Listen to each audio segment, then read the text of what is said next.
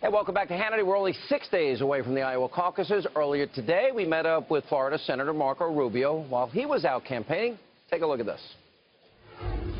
All right, we are here at Marco Rubio's event. By the way, any Rubio fans here tonight? We're in Iowa. This is your fourth stop today, right, Senator? It is our fourth town hall today. All right, so how many more between now and we got 6 days to the Iowa caucuses? Yeah, well, we're doing one every day or multiple a day, especially the last 3 days will get really intense. So they're fun. I have a great time. I can't wait to talk to these folks and meet every single one of them in person. So. Do you try and do that at every stop? We do. We stand there till everyone's gone, and we shake everyone's hands. We take a lot of pictures. I got the wrinkles to show for you.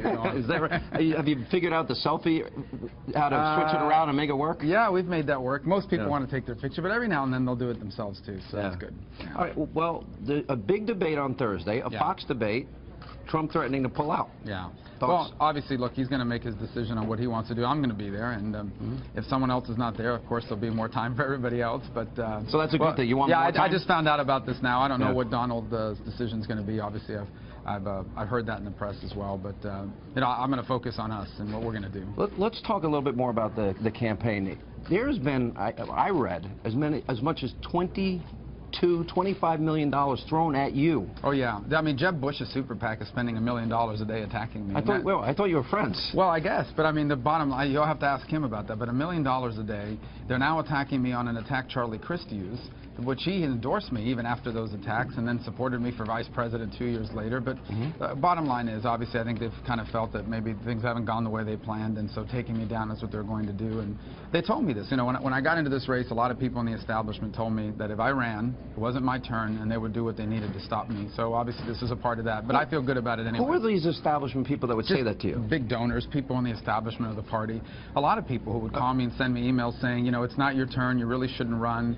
And then after, you know, we know people that have supported Jeb that have gone around telling people that they were going to do exactly what's happening now. Wait, are you saying that Jeb Bush, if he can't win, that he doesn't want you to win? Well, you'll have to ask him. Like I said, they're spending $1 million a day attacking me, and that's, in a way, it's good because it's you don't attack someone if they're not doing well. You don't attack or spend that much money on someone if they're not making progress. So it's fine, honestly. I mean, it's part of the process. I'm okay with it. We're going to continue to move forward. I'm very enthusiastic about the progress. You have kind of formed your own niche. You've risen in the polls. You have sort of left the pack behind. You got Trump, Cruz, and then there you are. Maybe that's the toughest position to be in because the guys on top are a little afraid of you and the guys on bottom want to be where you are. I feel really good about the long term of it. Bottom line is there's not a single vote that's been counted yet in Iowa. They're going to have a caucus on Monday night, and that's what's going to be the first state that starts to decide what comes after Barack Obama. Here's what I know for sure. If this party nominates me, they're going to have a solid conservative who's going to grow the conservative movement, and I'm going to beat Hillary Clinton or Bernie Sanders.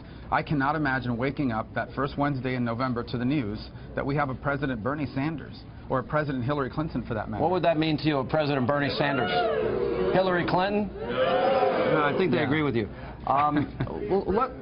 What's that? Oh, okay. Let's talk about how you get to that point. What would be success in Iowa? Well, you know what I've stayed away from. I'm not a political consultant or a pundit. I'm running for president of the United States. So what I focused on is telling people, number one, being realistic about what this country faces, which are extraordinary challenges after 7 years of Barack Obama. But then I tell them, like I will tonight, exactly what I'm going to do if I'm elected president. And I tell them if we do that, this country is going to be greater than it's ever been. If we don't, then we're going to have to explain to our kids why we got to grow up in the greatest country in the world, and they get to inherit a diminished country. You know, Hillary said that some of the Republicans are saying that America's not great. I don't hear that from you or any other candidate. I hear you talking about America in decline. I can give you the labor statistics. I can give you the number of people, millions more in poverty on food stamps, median income down, housing starts lower. I give you those statistics, and then I haven't even mentioned the mullahs in Iran or Vladimir Putin. America's a great country because America's not a government. America's our people, their businesses, their lives, our churches, our communities. But America is a country, a great country in decline because of Barack Obama. We're not a weak country. We're not a weak people. We have a bad president, and we're going to fix that this year. Let me talk historically. If you go back to 2004, 8, and 12, polls in Iowa have been off dramatically. So I know you have to look at the polls, and I have consultants that talk to you about polls, but when you go and you see a crowd this size and you're meeting all these people, do you think these polls are off like they have been in the last three cycles? I don't know. I just know that a lot of people in Iowa, and they've told me this, when they go into that caucus place and cast their votes, it oftentimes is for someone they weren't supporting 48 hours before. And some of the polls have said up to 40% of the people in Iowa are still making up their minds. So that's why we're working as hard as ever. We're reaching new people every day. This is our 4th event today. All of these events have 200-300 people at a time, and that's how you win in Iowa, so we feel good about it. Let's talk about Marco Rubio becomes president of the United States. You talk about America becoming greater. Walk me through. On the economy. Walk me through the first 100 days. How drastically different? Well, on day one, we repealed every single one of Barack Obama's unconstitutional executive orders. Right. All these crazy EPA rules. People like that. You know, we stopped using taxpayer money to pay for abortions overseas. I canceled a deal with Iran on my first day in office. Thank God. I'm going to take the oath of office and actually mean it, which means we're going to have an attorney general that defends the Second Amendment, not undermines it. Right. We're going to have judges and an attorney general that support religious liberty, not undermine it. And then we're going to re-embrace free enterprise, fix our taxes, our regulations, fully utilize our energy resources, work to balance our budget, make this the best place in the world to create the best jobs of the new economy, and rebuild our military. Let me ask you specifically about Hillary and the recent revelation. We have an inspector general for the intelligence community who has outlined that they have discovered dozens of emails that are beyond the classification of top secret, special access programs. You've been on the intelligence committee. Isn't that the top level of... Yeah, I'm on the Intelligence Committee now. I would just say that the information that, from what I understand, the information that was on that email server is almost the highest level of classification you could have.